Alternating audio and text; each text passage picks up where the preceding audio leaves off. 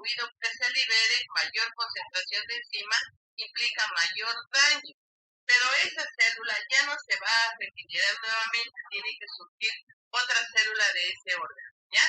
Por lo tanto, las enzimas son específicas, son tisulares. No son únicas de ese órgano, la constituyen múltiples enzimas en un solo órgano, por eso se dice multilobular. De esta forma es que tenemos distintos tipos de enzimas, por ejemplo, fosfatasa ácida, fosfatasa alcalina, aldolasa. Miren, aquí la fosfatasa alcalina tiene como fuente principal el hígado, el hueso y la mucosa intestinal, y aparece cuando hay enfermedades óseas o enfermedades de hígado. Pero podríamos tenerla en cualquiera de estas dos situaciones. O sea, la fosfatasa alcalina es un marcador óseo, entonces también la vamos a encontrar en las enfermedades hepáticas. Pero, por ejemplo, la colinesterasa solamente la podemos encontrar en el hígado y esa también la encontramos en intoxicaciones o alteraciones de órganos fosforados y enfermedades hepáticas. Por lo tanto, cada una de las enzimas que tienen acá tienen fuentes principales y surgen en base a distintas clínicas que pasa el paciente. Las enzimas, entonces, se ha demostrado que son proteínas porque se pueden analizar en la forma más pura, catalizando por catalizadores, se inactivan a alta temperatura, por ello es que se les dice que los reactivos no se pueden guardar en temperaturas calurosas, calientes, ni tampoco en temperaturas demasiado frías. Se activan en zonas muy restringidas de pH y presentan un punto óptimo de pH para una actividad. Aquí las proteínas tienen un punto isoeléctrico y tienen propiedades parecidas desde el punto de vista de viscosidad, solubilidad y difusión. Pero también hay agentes que la van a desnaturalizar, destruyen o inactivan las enzimas, el calor, los ácidos fuertes, los metales pesados, cuando se combinan con ellos. Los problemas de solubilidad y de precipitación también son comunes y en general son solubles en el agua o en soluciones salinas, pero insolubles en el alcohol y precipitan con concentraciones de sales neutras. Por lo tanto, cuando nosotros estudiamos una enzima, tenemos que ir comprendiendo de que la enzima puede ser desnaturalizada, la enzima puede ser destruida y ustedes al congelar el reactivo o al dejar el reactivo en una temperatura no correcta, la van a hacer inestable y ya no va a servir para su uso, ¿ya? El sistema enzimático entonces está conformado por enzimas, apoenzimas, por sustrato, llamados coenzimas. Esta estructura denominada apoenzima y la coenzima se denominan boloenzima, que son los que hacen los efectores enzimáticos. No tienen grupo prostético o activadores reconocidos. Es un centro propiamente dicho, la apoenzima, de naturaleza proteica que está formada por polipéptidos con peso molecular muy elevado, ¿ya? Cuando nosotros tenemos que utilizar metodologías para estudiarla, tenemos que seguir de forma continua la evolución de una reacción, siempre y cuando el producto y el sustrato en la reacción presenten propiedades catalíticas medibles en las condiciones de la incubación. Por ello, tenemos que mantener el pH y la temperatura constantes, ¿ya? En la cinética enzimática, estudia la velocidad de las reacciones y nos dan información directa cómo es el mecanismo de la reacción, cómo va surgiendo un producto y cómo va a ir desapareciendo. De aparecer y desaparecer se llama cinética de la reacción y hace una curva a la reacción. A medida que va transcurriendo, la velocidad se va a ir de acumulación del producto, va a ir disminuyendo porque se va consumiendo el sustrato. En una reacción siempre va a intervenir la enzima y el sustrato. Entonces, cuando se produce la reacción, el sustrato va a ir disminuyendo y eso hace que cese la reacción inicial y quede como una pendiente. La velocidad inicial se realiza antes de que se consuma el 10% del sustrato total. Para estudiar esta cinética enzimática, medimos ese efecto de concentración inicial del sustrato sobre la velocidad inicial de la reacción. Lo podemos representar como velocidad punto cero frente al sustrato y obtenemos la gráfica, que es una recta. Cuando este sustrato es muy pequeño, la velocidad inicial es directamente proporcional a la concentración solo del sustrato. Por eso se denomina reacción de primer orden. ¿Por qué? Porque solamente interactúa el sustrato. Cuando la concentración del sustrato es alto o la enzima está saturada de sustrato, la velocidad ya no dependerá del sustrato. Aquí, esta reacción ya es de orden cero y la velocidad o el punto B es la máxima de la reacción. Entonces, volviendo a repetir, cuando el sustrato está en pequeña concentración, la vamos a llamar reacción de primer orden y es directamente proporcional al sustrato. Cuando el sustrato está en concentraciones altas, la velocidad ya no depende del sustrato. Por lo tanto, se llama reacción de orden cero, ¿ya? En esta reacción de primer orden, la velocidad depende de la formación de productos. Y como es de productos, será directamente proporcional a la concentración del sustrato. Entonces, aquí tenemos sacarosa y agua, se va a desdoblar en glucosa y en fructosa. Y si lo llevamos a una reacción, sería enzima más sustrato. Aquí tenemos los activadores, forma el complejo enzima-sustrato, viene una constante 3 como último activador y desdobla esta enzima-sustrato, hace que se consuma el sustrato y nos deja la enzima y nos libera un producto. Este producto es lo que nosotros leemos en absorbancia. Por lo tanto, lo que nosotros buscamos es cuánto de concentración tiene esta enzima manifestada en un producto de la reacción. Fíjense que el sustrato aquí ya se llegó a consumir. Tenemos los métodos cinéticos que implican medir de manera continua el cambio de concentración en función del tiempo. Siempre será en función del tiempo, ¿ya? Se supone que se coloca la cubeta de reacción en el espectro, se ajusta la longitud de onda y se registra el cambio de absorbancia como una línea. En este consumo pasa tiempo en el análisis enzimático y solo tiene valor desde el punto de vista, pero no es práctico en laboratorio clínico. ¿Por qué no es práctico? No es práctico porque necesitamos nosotros 3 minutos por reacción. Si tenemos 30 pacientes, necesitamos 90 minutos solamente para hacer esta prueba. Y si tenemos una solicitud de 5 enzimas, ustedes multipliquen 90 por 5 enzimas, son 450 minutos que necesitamos. Y eso nos va a llevar a mucho tiempo, pero tiene la ventaja de que su resultado es muy fiable, lo que lo hace mejor y más aceptado que el colorimétrico. Pero el colorimétrico ustedes lo pueden hacer los 20 o 15 pacientes al mismo tiempo. Acá no, aquí tienen que hacer uno por uno. Por eso es que los laboratorios no tienen un solo equipo para hacer enzima o para hacer esta prueba. Tienen 3, 4, 5 equipos o tienen los sistemas automatizados, ¿ya? Esto es lo que les decía. También tenemos métodos cinéticos y métodos de muchos puntos. Esto igual se mide calculando la velocidad a distintos intervalos de tiempo, llamado de seguimiento continuo. Aquí se llevan tiempo. Doctora, después la llamo, estoy en clase, ¿ya? Porfa. Hola, doctora, después la llamo, estoy en clase. ¿Ya? Gracias, chao, doctora, hasta luego.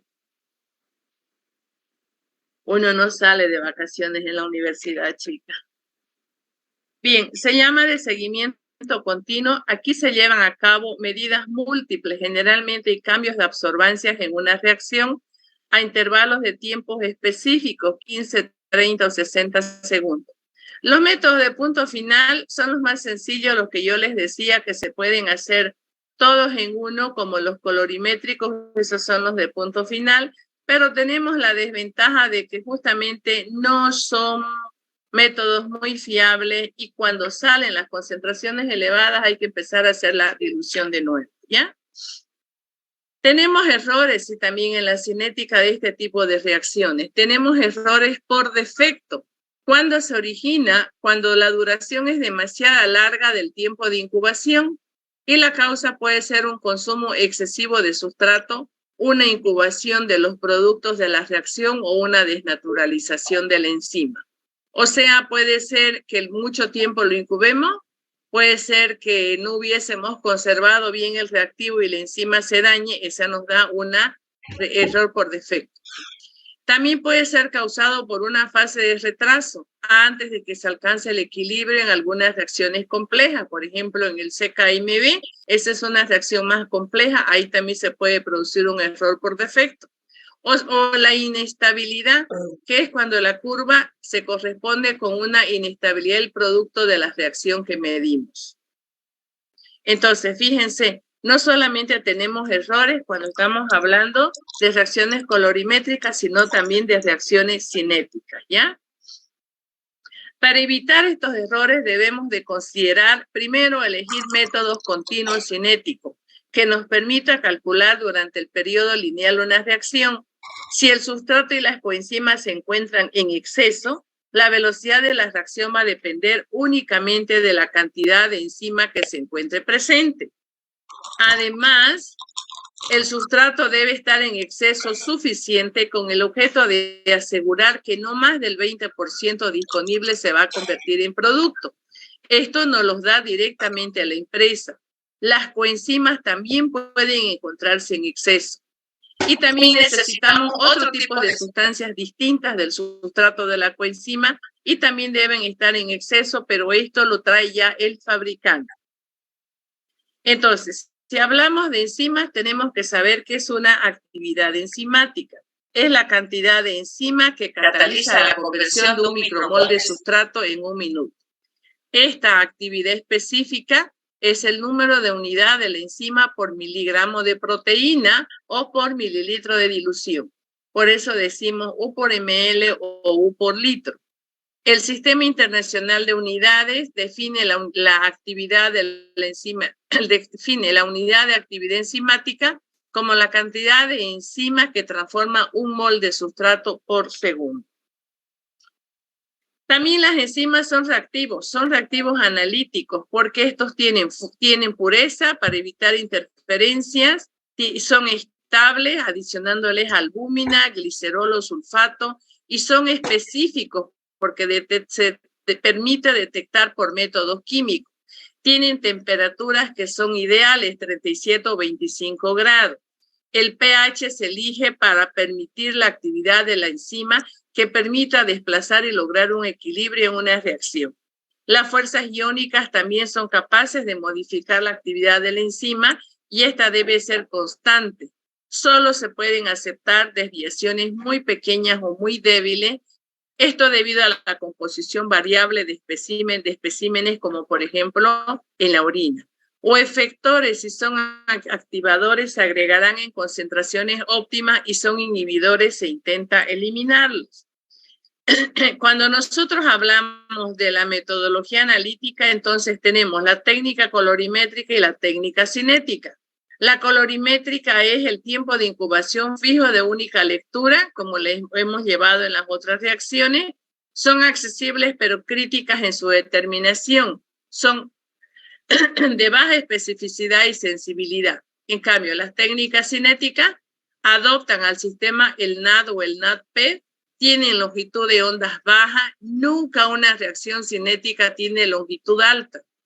Nos permiten medir variaciones de absorción en función de tiempo y exigen reactivos que sean muy puros. Entonces, cumpliendo esta premisa es que ya tendríamos nosotros las técnicas cinéticas, ¿ya? Ahora vamos con las enzimas cardíacas, CK, CKMB, LDH o AST. Estas enzimas cardíacas las usamos para el infarto de miocardio, que es de alta mortalidad, también para las enfermedades isquémicas, anginas de pecho, angina inestable, infarto agudo o muerte súbita que pueda tener la persona. Son 4 las enzimas, CK, CKMB, LDH y AST. Su fisiopatología fundamental de esta es la aterosclerosis en un 90%. Quiere decir que la aterosclerosis la persona la va a ir adquiriendo en el transcurso de la vida a través de triglicéridos y LDL colesterol que se van depositando en las arterias, hacen la sangre pesada, estrechan la circulación y estos se inducen a formar aterosclerosis y esto nos da enzimas elevadas. Hay factores de riesgo como dislipidemias, tabaquismo, diabetes mellitus, hipertensión arterial y otros factores que son menores como el sedimentarismo, el estrés y la obesidad. Pero fíjense que el factor de riesgo principal y el más alto es la dislipidemia, ¿ya? El tabaquismo con la diabetes y la hipertensión. Los otros se suman. La aterosclerosis es un proceso inflamatorio y crónico de la capa íntima y media arterial. Ahí se van acumulando lipoproteínas ricas en colesterol y triglicéridos y de un infiltrado de células mononucleares y de fibroblastos. Estas producen citocinas proinflamatorias como las proteinasas y metaloproteínas. Forman placas que llegan al torrente sanguíneo. Aquí actúa la colagenasa, que conduce a la agregación plaquetaria y la liberación de un factor tisular que hace que se forman trombos oclusivos que impiden la irrigación y viene el infarto agudo de miocardio. Entonces, fíjense que el infarto es producido por los trombos. ¿De dónde salen los trombos? De las placas que van formando los triglicéridos y todo ello en el transcurso de la vida, ¿no? De esta manera es que tenemos la AST o aspartato aminotransferasa, tiene una serie de nombres comerciales, catalizan la transferencia de aminoácidos específicos como L-glutamato o L-aspartato hasta formar cetoácidos específicos, alfa-cetoglutarato u oxalacetato. Este glutamato que se produce es deaminado por la glutamato deshidrogenasa para formar amoníaco y regenerando alfa-cetoglutarato. Este pH de la reacción es fisiológico y favorece hacia la formación del L-aspartato y el alfa-cetoglutarato. In vivo, esta reacción se desplaza hacia la derecha para proporcionar fuentes de nitrógeno para el ciclo de la urea. Tenemos distintas técnicas. La técnica que es muy buena es el acoplamiento que utiliza dinitrofenilhidrazona de Redman y Frankel, donde se forma el ácido aspartico con el ácido alfa-cetoglutárico y llega a constituirse glutámico y el ácido oxalacético. Aquí interactúa la dinitrofenilhidracina para formar hidrazonas. Tenemos métodos enzimáticos donde intervienen el NAD reducido en medio ácido y en presencia el malato deshidrogenasa láctico del ácido oxalacético para formar el ácido málico más un NAD oxidado, y sus valores de referencia pueden ir hasta 40, de 10 a 40, y niños entre 30 y 80. Y tienen el único factor internacional para convertir es este, 001667, es el único factor que se utiliza para convertir a las enzimas al sistema internacional. En el infarto se eleva entre las 6 y 8 horas del episodio, o sea, demora. 6 a 8 horas que viene el episodio, recién empieza a elevarse y llega a su pico máximo a las 48 horas. Y luego vuelve a la normalidad entre los 4 a 6 días. Entonces, fíjense, 6 a 8 horas, 48 horas su pico máximo y vuelve a lo normal a los 6 días. No quiere decir que aquí sanó el paciente, sino que la enzima cumplió su vida útil, pero el daño cardíaco ya está hecho. Cuando lo aplicamos también en el hepatocito que se encuentra en el citoplasma como en las mitocondrias, en las necrosis tisulares, miocárdicas o hepáticas que pasan a la sangre circulante la enzima y se considera un aumento patológico, ¿ya? Entonces su incremento se llama hiperaspartato aminotransferasa en casos de infarto de miocardio, taquiarritmia, insuficiencia cardíaca, hepatitis crónicas, metástasis hepática, lesión de hepatocito o tromboembolismo pulmonar. Entonces, fíjense que esta enzima no solamente la van a usar para el infarto, sino también para problemas hepáticos junto con la ALT. Pero cuando la vamos a usar solita para el corazón, entonces cuando tengamos afecciones cardíacas. La LDH o lactato deshidrogenasa es una enzima distribuida en todas las células del organismo, cataliza la reacción de piruvato más NAD reducido en un medio ácido para formar lactato y un NAD oxidado. Este equilibrio de la reacción va a depender del pH. Los pH son los que rigen la reacción. Esta es una enzima intracelular. Cuando se eleva, indica daño tisular con la liberación de la enzima circulante. Se encuentra en las células del organismo en distintas concentraciones, presente en corazón, hígado, páncreas y músculo esquelético. Fíjense cómo se encuentran diferentes órganos. Por ejemplo, si yo quiero estudiar solamente la enzima LDH, como LDH total, la voy a encontrar en afecciones de corazón, hígado, riñón y músculo esquelético, porque es multilobular, o sea, existe en todos estos lugares. Si yo quiero estudiar solamente la LDH3, la voy a encontrar en páncreas, cuando la estudio en pancreatitis hemorrágica, pero estas vienen a ser las isoenzimas de la LDH. Si yo quiero estudiar la LDH1, la voy a encontrar solo en miocardio. Vendría a ser la LDH que nosotros supuestamente vamos a estudiar. Y la LDH4 en hígado, caso de hepatitis. Comercialmente solo van a encontrar esta LDH, la miocárdica. No van a encontrar la LDH3 ni la 4 porque comercialmente nadie la pide porque hacen el grupo de las enzimas, todas las enzimas.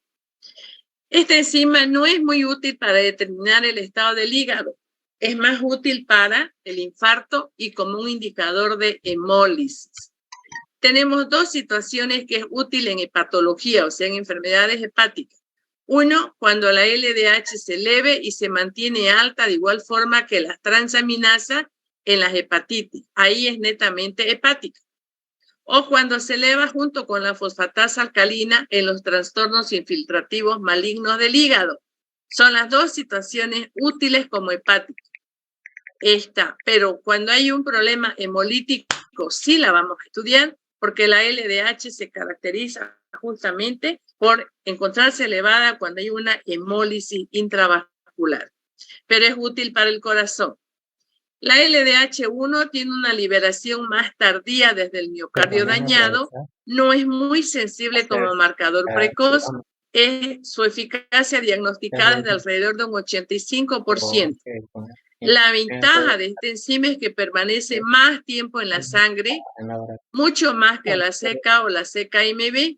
Esto le confiere un diagnóstico particular cuando se alarga el ingreso del paciente en el hospital y la LDH se relaciona estrechamente con la magnitud de una lesión. La LDH1 es conocida como HDB porque ella es capaz de catalizar la conversión de su homólogo de lactato, el alfa-hidroxibutirato, y esto se conoce como actividad HDB. Esta es una actividad súper importante que contiene esta enzima.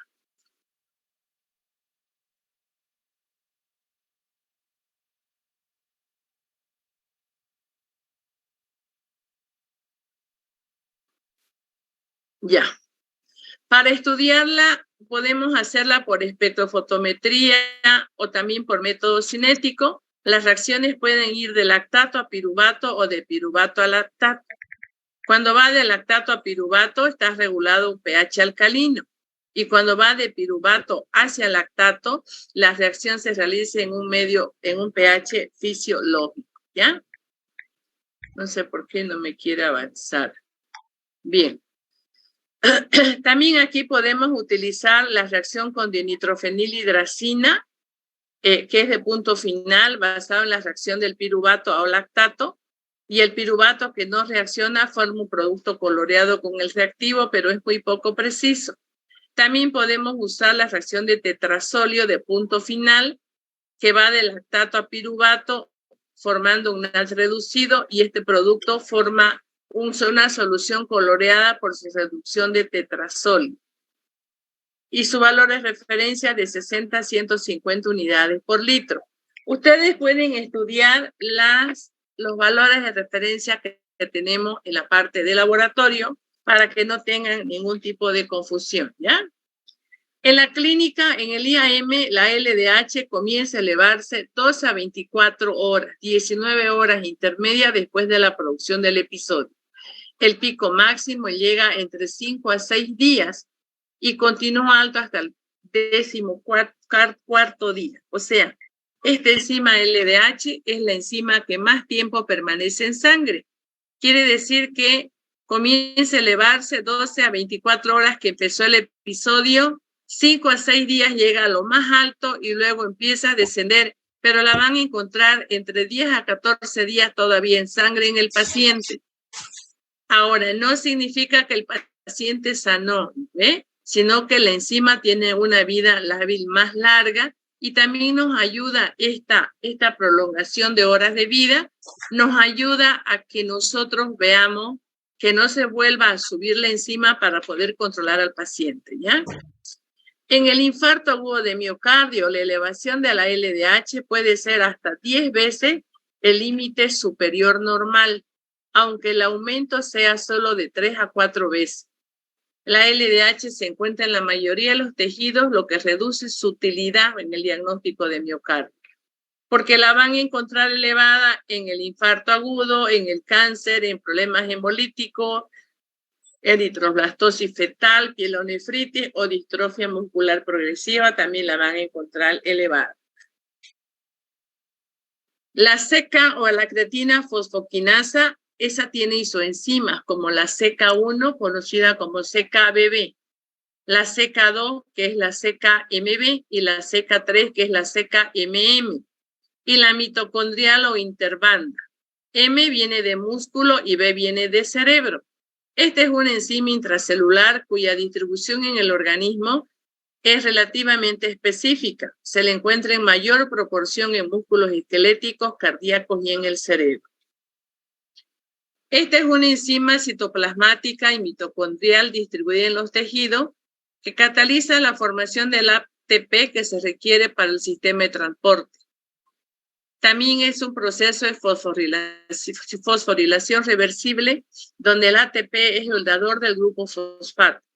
Cuando partimos de creatina más ATP en un pH 9 alcalino, formamos fosfocreatina más ADP.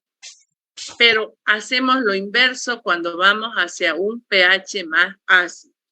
O sea, se puede hacer la determinación por las dos vías. Cuando usamos los métodos analíticos para la CK, se miden productos que se forman en la reacción de manera directa o de manera inversa. Esta fosfocreatina es más lábil a la hidrólisis ácida que el ATP o el ADP en condiciones suaves. La fosfocreatina se hidroliza para dar creatina y grupo fosfato, y este fosfato puede ser determinado usando el complejo del molidato y formar azul de molidato en ese tipo de reacción. Tenemos el método de cubicolaboradores en los líquidos biológicos, donde empleamos blanco de sustrato debido al fosfato endógeno. En la interferencia con la concentración elevada de la fosfatasa alcalina, o sea, si el suero de la persona tiene concentraciones altas de fosfatasa alcalina, nos va a dar cierta turbidez a la reacción, entonces nos perjudica este método. El método de Tanzer y Gilbara, tipo cinético, se basa en producir la adenosindifosfato, seguida por un descenso en la absorbancia, y aquí hay interferencia en la ATPasa y la fosfatasa alcalina y la hace la reacción muy lenta. O sea, cuando tiene el suero un paciente demasiada concentración de fosfatasa alcalina, nos va a producir interferencia en este tipo de pruebas. Tenemos diferentes otros métodos, como el de Maxi-Moore, donde la creatina producida reacciona con la anhidrina y forma fluoróforos de incubación fija. El método Oliver-Rosalic de tipo cinético, este método es muy bueno. Se basa en que el ATP que se produce en la reacción inversa se acopla a las reacciones de la hexoquinasa y glucosa 6-fosfato deshidrogenasa y produce un ATP reducido. Ideal para todos los líquidos orgánicos, y este sería un método de elección. Sus valores de referencia en el suero de 0 a 50 unidades por litro recién nacidos hasta 100. Pero en el infarto de miocardio se puede elevar hasta 2.500 unidades por litro. Pero en los pacientes que tienen distrofia muscular progresiva, que es una afección muscular que les impide caminar a los pacientes, puede subir hasta 60.000. Pero aquí también hay que tener cuidado cuando el paciente es un deportista y luego de hacer gimnasia o hacer unas caminatas o andar mucho, hacer mucho ciclismo, le hacemos a esa persona una prueba de laboratorio, le hacemos esta enzima y nos va a dar alta. Y no significa infarto, significa que tiene una alteración muscular, porque esta enzima también se encuentra en este tipo de músculo, ¿ya? Y no es un infarto, eso hay que ver. Por ejemplo, una persona que tenga un grado de convulsión severa tiene una actividad motora muscular demasiado exagerada por el temblor que tienen sus músculos. Le hacemos una enzima de estas y le va a salir alta y no es un infarto, sino que es una alteración muscular, ¿ya? Entonces, en la clínica, la especificidad en la distribución hace que la determinación de los niveles séricos de la enzima hayan sido muy empleados para evaluar distintas formas de enfermedades musculares, especialmente la del infarto y los trastornos del músculo esquelético. Entonces, esto para su futuro, chicos, cuando le hagan a una persona que tiene actividad muscular, que hace pesas, que hace gimnasia, que hace ciclismo, que hace caminata, carrera, no le pueden hacer luego de gimnasia porque les va a dar alterado. Inclusive va a tener siempre alterada esta enzima por su actividad muscular. En el caso del infarto, la actividad sérica de la CK se eleva entre las 2 a 6 horas luego de que se produjo el daño y su máximo después de 18 a 24 horas. Este es su pico máximo a lo que llega. Se encuentra aumentada en la distrofia muscular, ejercicio de musculatura periférica, infarto y accidente cerebrovascular, o sea, en las embolias. Te va a encontrar elevada también, ¿por qué? Porque forma parte del cerebro. La CKMB es una isoenzima de la CK. Se encuentra en el organismo, en el músculo estriado. Su aplicación se relaciona en la dosificación del infarto de miocardio y en la distrofia muscular. Tenemos 2 estudios que nos indican que existe la cadena M y la B. La M deriva del músculo esquelético y la B del tejido nervioso, del cerebro. Las 2 juntas dan la CKMB y esta tiene 3 isoenzimas. La del músculo esquelético, CKMM, la del cerebro, CKBB, y la del miocardio, MB. ¿Cuál es la que nosotros estudiamos? La MB, esta, CKMB.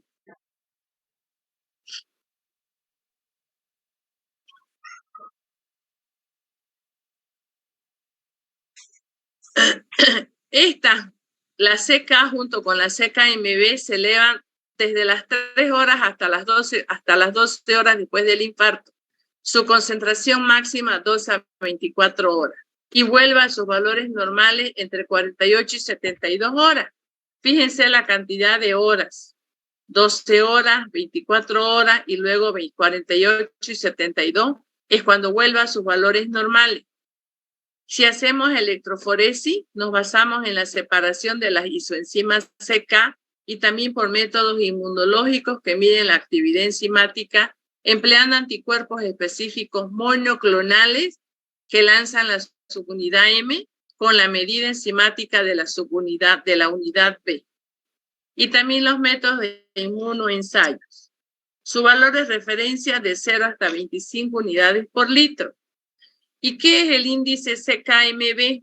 Normalmente está entre 0 y 2.5. Este es un dato importante cuando la CK del paciente se encuentra elevada por causas ajenas al infarto y la CKMB está dentro de valores normales. Entonces, aplicar este índice nos aclara el cuadro cardíaco.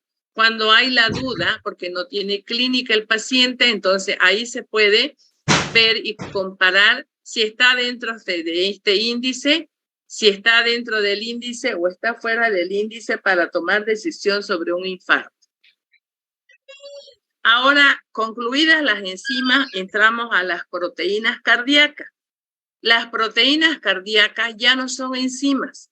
Por ejemplo, la mioglobina es la proteína que tiene un peso molecular de 17.800 daltons. Se presenta en el músculo cardíaco y músculo esquelético, sensible pero poco específica como marcador de lesión miocárdica. Tiene un grupo N por molécula y una mayor afinidad por el oxígeno más que la hemoglobina, sirviendo como reservorio de oxígeno del miocito.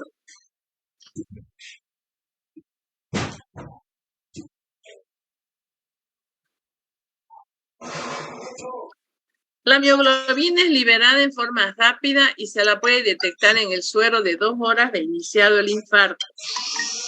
Es depurada en forma muy rápida, tiene una vida media de 10 minutos. Miren la vida media que tiene de corta. Aparece, se la puede detectar en el suero a las 2 horas, pero en este suero solo vive 10 minutos.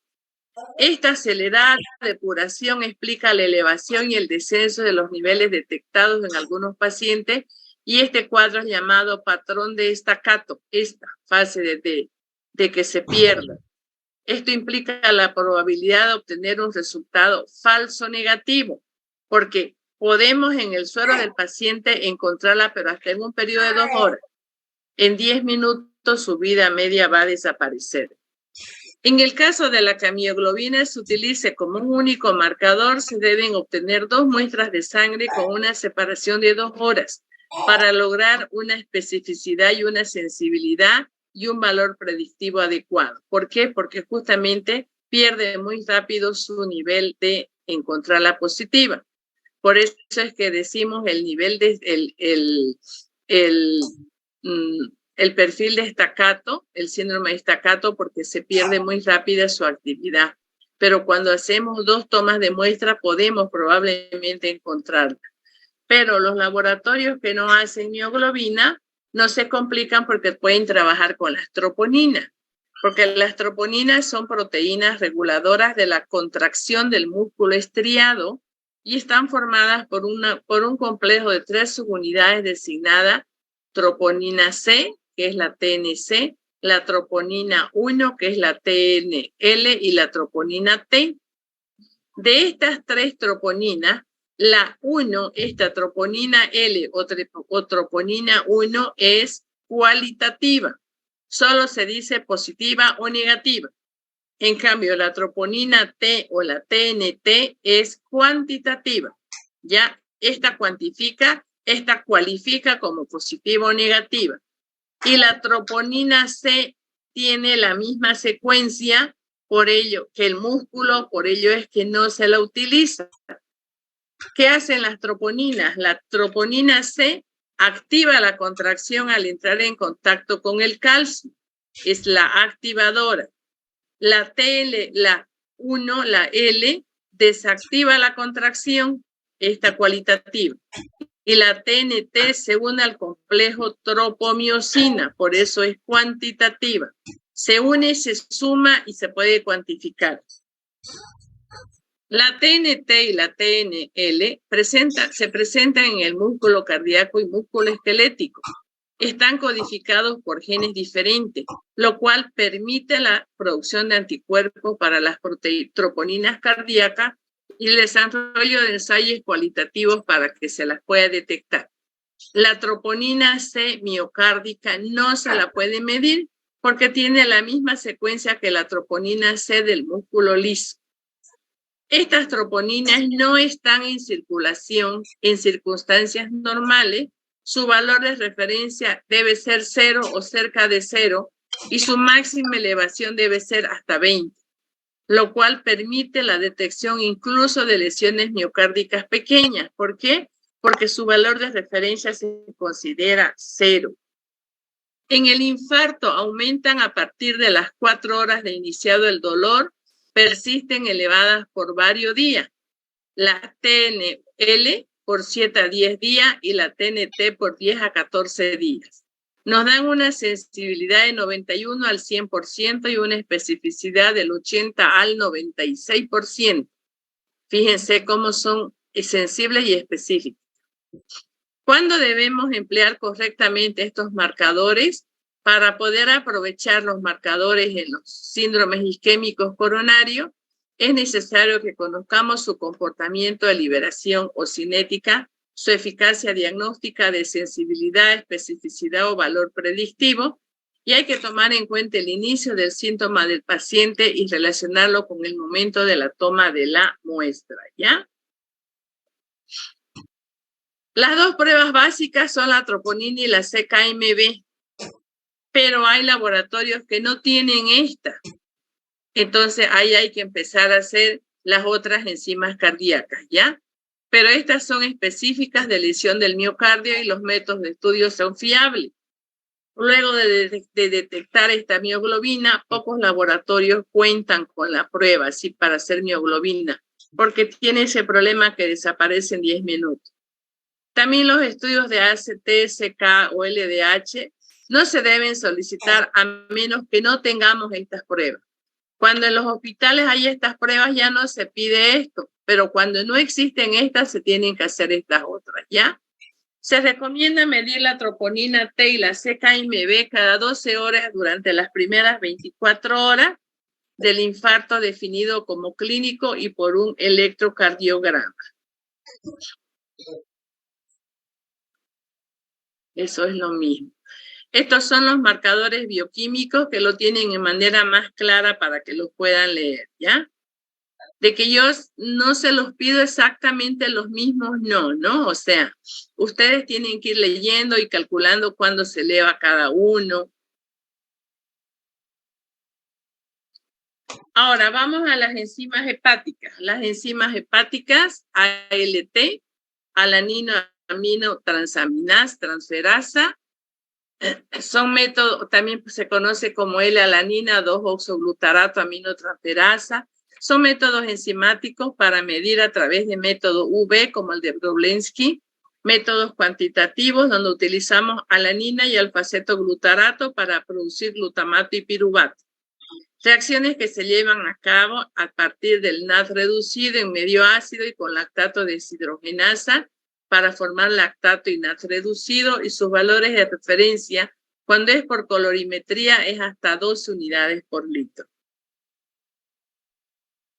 La hiperalanino-aminotransferasa se eleva en los infartos de miocardio, miocarditis aguda, insuficiencia cardíaca terminal, carditis reumática, éxtasis hepático, ictericias del parénquima, lesiones superficiales de los hepatocitos o hepatitis crónica. Fíjense que también se altera con las cuestiones cardíacas, pero más se va a alterar con las situaciones hepáticas, ¿ya? La fosfatasa alcalina es la otra enzima que se localiza en la membrana de las células, presente en muchos tejidos. Cuando la FAL es de origen plasmática, comprende principalmente las contribuciones de hígado, hueso, intestino, y durante el embarazo puede estar en la placenta. Estas fosfatasas transfieren grupos fosfatos de un grupo a otro, formando un alcohol y un nuevo compuesto fosfato. Cuando este aceptor del fosfato es el agua, forma ortofosfatos inorgánicos. Requiere de iones magnesios de zinc para su estabilidad y máxima actividad, pero es inhibida por calcio y por fosfatos inorgánicos. Podemos estudiarla por el método de Shinawara y colaboradores, que es análisis de tipo espectro fotométrico de 2 puntos, que utiliza el sustrato betaglicerofosfato, que mide la liberación del fosfato inorgánico luego de 1 hora de incubación para todos los líquidos biológicos, llámense orinas, líquidos cefalorraquídeos, pleurales, sangre, etc.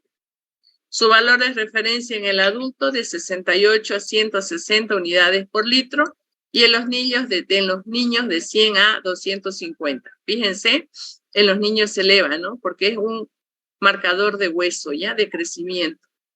Hasta los 18 años de edad, la FAL está aumentada por un proceso osteoblástico. La actividad de la fosfatasa alcalina en plasma aumenta cuando existe cualquier forma de obstrucción del tracto biliar, ya sea mecánica o ya sea patológica. Cuando hablamos mecánica, cuando se tratan de, por ejemplo, obstrucciones por cálculos, por pequeños ¿cómo se llaman? Cristales, cálculo, obstrucciones. Y las patológicas ya son las que tienen otro tipo de patologías, ¿sí? Cuando hablamos entonces de la obstrucción biliar, puede ocurrir en cualquier lugar desde la zona alta como los conductos biliares intrahepáticos, como en el caso de la cirrosis, o la zona baja como el conducto biliar en los cálculos biliares. Los aumentos de la FAL en plasma no son específicos de una enfermedad hepática. Fíjense, no son específicas.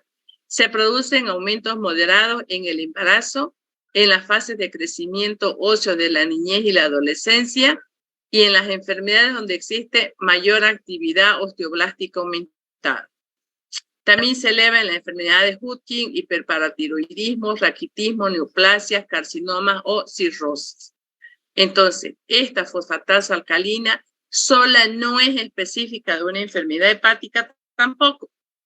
La tenemos que trabajar junto con la gamma-glutamil. La gamma-glutamil es una enzima microsomal que regula el transporte de aminoácidos a través de las membranas celulares, catalizando la transferencia de grupos glutamilo desde el glutatión hasta el aminoácido libre. Los principales órganos que se encuentran afectados son riñón, vesícula seminal, páncreas, hígado, vaso y cerebro.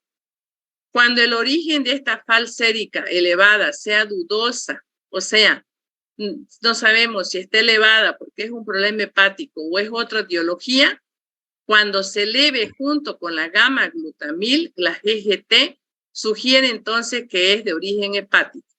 Pero si se eleva solo a la fosfatasa y la gamma-glutamil no se eleva, no es de origen hepático, ¿ya?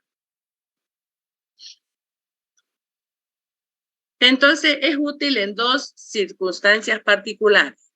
Cuando el origen de la FAL sérica elevada sea dudosa, una elevación concomitante con la GGT sugiere que es de origen hepático. Esta gamma-glutamil se puede elevar en pacientes que también consumen alcohol, como el alcoholismo crónico debido a la inducción enzimática por el alcohol y el daño hepático. La gamma-glutamil se eleva más en alcohólicos que padecen de una enfermedad hepática. Para estudiarla, tenemos distintos métodos que emplean sustratos que permiten medir directamente la reacción sin ningún tipo de desproteinización, ningún tratamiento clínico. Entre estos métodos tenemos el método de Sachs, que es un análisis cuantitativo pero cinético, y donde la gamma L-glutamil 4-nitroanilina pasa a formar 2-nitroanilidas que se lee a 405 nanómetros y su valor de referencia en el hombre es de 4 a 28 y en las mujeres de 4 a 18. Es más bajo en la mujer. Cuando está elevada en las hepatitis virales, hepatitis alcohólica, hepatitis crónica, obstrucciones biliares, colestasis, pancreatitis, metástasis, cirrosis, obstrucción extrahepática, neoplasia. Fíjense cómo esta gamma-glutamil se va a elevar en todo. Es una de las más sensibles. Se eleva bastante cuando hay hígado graso. Es clave en el hígado graso la gamma-glutamil que se eleva. Entre las enzimas del páncreas contamos con la amilasa. Esta es una enzima pancreática salival, tiene un pequeño tamaño que desaparece muy rápido del suero, pero al desaparecer del suero y aparecer en orina, no dice que el paciente se curó. Simplemente su vida útil, su vida lábil es muy corta en suero, por lo que pasa a la orina. Una elevación en plasma sin su correspondiente elevación en orina indica macroamilasemia, porque es una unión rara de la amilasa con las inmunoglobulinas.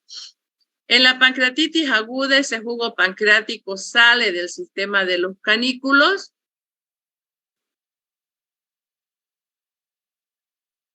y se infiltra en los espacios intersticiales de la glándula, mesocolo, mesentero y cavidad peritoneal, obedeciendo a cambios de presión o de permeabilidad celular.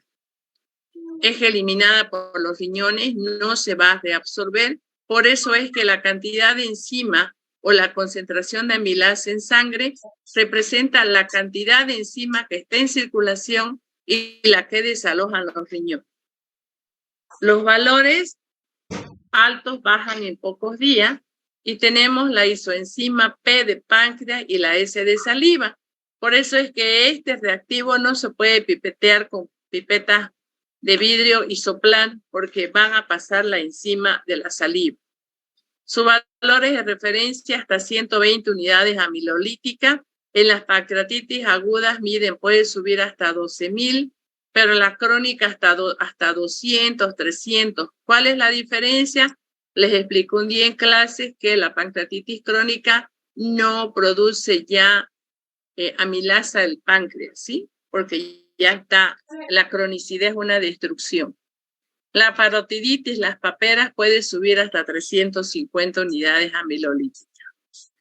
¿Por qué método lo detectamos? Por el método iodométrico, que consiste en una degradación del almidón por la amilasa, que reduce la reacción del yodo con el almidón. La reducción de este producto yodo-almidón está inversamente relacionado con la concentración de la amilasa. En la clínica, la hipoamilasemia está presente en las diabetes pancreáticas, anasarcas, mongolismo, neumonía y necrosis fulminante del páncreas. Otra enzima útil es la lipasa o la triacilglicerola cilhidrolasa.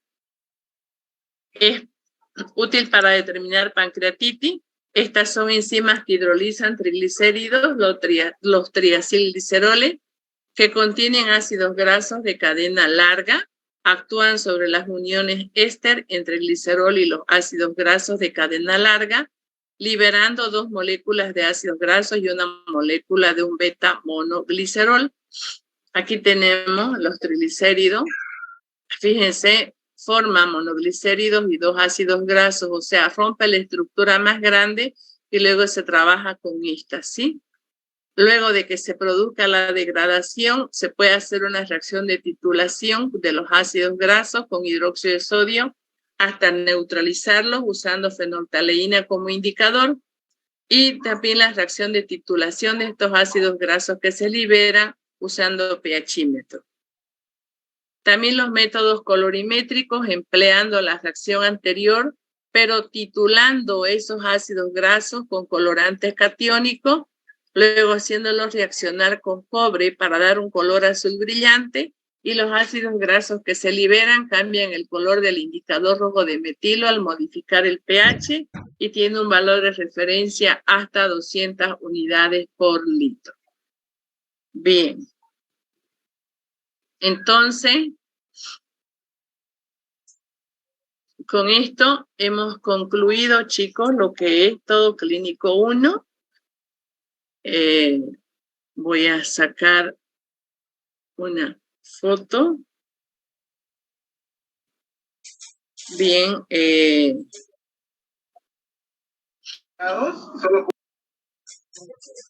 Vaya, parece que están pasando otra clase también, ¿no?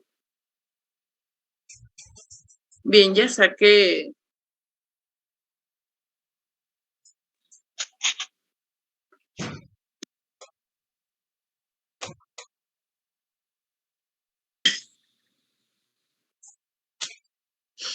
Bien, de aquí nos quedamos pendientes ya para dar nuestro examen, ¿sí? ¿Cuándo sería el examen para ustedes? El jueves, doctora. El otro jueves, ¿no? Sí. Ya, estudien, por favor. Estudien todo. El final va a entrar como recuperatorio o final. No, es un recuperatorio el final. ¿Y solamente van a entrar los que tengan 40 o eso lo va a ver usted? No, solo los que tengan a partir de 40. A recuperatorio solo los que tienen 40. No me vengan, por favor, que quiero entrar, no. Si tienen 40, entran. Si no tienen 40, no entran, chicas. Tienen que esperar mesa. Las mesas ya pasé ya solicité al consejo de carrera, hoy día se ha ido para que lo apruebe el consejo facultativo, ¿Cuándo empiezan las mesas? Empiezan el 23 a inscribirse y las mesas, los exámenes son del 25 al 27 y después viene el curso de verano. ¿Ya? Doctora, y en el Bien. segundo Doctora, ahí. punto, el final, ¿Perdón? teoría y laboratorio, disculpe. No entendí. En el segundo corte vamos a dar teoría y laboratorio juntos o vamos a programar para No. laboratorio. El segundo corte lo tomo todo junto, porque es menos extenso, ¿ya? Van a dar juntos, en la misma teoría, laboratorio y práctica. Bueno, Doctora, entonces, ¿cómo? Disculpe, doctora, ¿cuándo nos va a dar nuestras notas en nuestro último examen? ¿De cuál examen me habla? ¿Del práctico? Ajá. Del práctico, ya estoy calculando. Yo creo que la otra semana. Puede ser el mismo día del examen que nos encontremos después de que lo den el examen, ¿ya? Ya, doctora, está bien, gracias. Bueno, listo. Ok, muchas gracias. Que ya no las voy a ver. Que pasen un hermoso año nuevo. Mucha salud, mucha felicidad en sus hogares. Que siempre sean esas personitas especiales que buscan una superación y que Dios bendiga su hogar en esta Navidad y siempre, ¿ya? Que bendiga a sus padres, su familia, a sus hermanos, a quienes les dé el sustento diario para que concluyan una profesión, porque a veces las enfermedades nos quitan a las personas que nos ayudan y la persona se ve sola afrontando horas de trabajo para poder pagar un estudio. Dios quiera que eso no suceda con ustedes y los que trabajan para sustentar sus estudios, que nunca les falte un trabajo, chicos, que logren sus metas, que logren su profesión, que puedan salir adelante, valoren la vida, valoren la oportunidad de tener 2 manos, 2 pies, cerebro, inteligencia, perseverancia, esas cosas valoren. Yo los he llevado a las personas que han ido a ciertos hogares, ¿sí? Ustedes ven lo triste que es ver una persona truncada, ¿no? Que no pueda valerse por sí sola, que use una silla, que tenga cierta discapacidad. Todas hemos quedado, yo creo que sin deseos de ver nuevamente estos hogares, ¿no? Hoy día se ha hecho la rifa del televisor para ese hogar que fuimos, el MEC, no sé qué, no me acuerdo el nombre, al que hemos ido, AME Bolivia. Ese hoy día se ha hecho la rifa y ya les irán a comprar el televisor para llevarle a esos niños. Los 2 hogares que hemos ido, ustedes han visto qué triste es, ¿no? Qué triste, y que debemos dar gracias a Dios, que si no somos ricos podemos caminar, podemos hablar, podemos trabajar, podemos caminar, podemos abrazar a las personas, pensar, razonar, ubicarnos en el tiempo, en el espacio, no como esos pobres niños, ¿no? Que les ha tocado vivir esta vida. Entonces saquen su profesión, estudien, chicos, aprovechen la oportunidad que Dios les está dando para que sean profesionales, para que se superen, para que lleven esa alegría a sus padres, a su hogar, a sus hermanos, a sus tíos. Supérense. Bien, entonces vamos a concluir. Nos vemos el día del examen, ¿ya? Hasta luego. Chao, chao. Hasta luego, doctora. Hasta luego. Feliz nuevo muchas año gracias por sus para palabras. todos. Adiós. Hasta luego, doctora. Hasta luego. Felicidades.